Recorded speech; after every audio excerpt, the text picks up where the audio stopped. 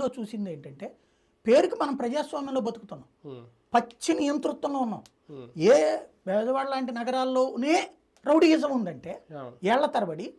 నేను 94లో డిగ్రీ చదివే దాకా, అంటే నేను గుంటూరు బెజవాడకి వెళ్ళినటువంటి సందర్భం 88లో.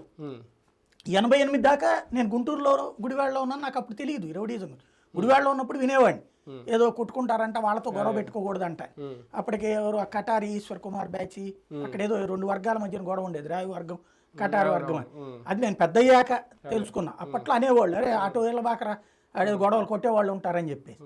సరే మనం అట్లాగే తిరిగేది లేదు కాబట్టి తెలియదు. అప్పుడు స్కూల్ ఎంత 7th క్లాస్ వరకే కాబట్టి 10th క్లాస్ దాకా గుంటూరులో చదివి మాకు అక్కడ రౌడీయిజం సంగతి తెలవదు. ఎందుకంటే మాదంతా పాత గుంటూరు యాదవ హై స్కూల్ లాంటి దాంట్లో చదువుకున్నాం కాబట్టి మాకు అక్కడేం తెలిసేదిగా.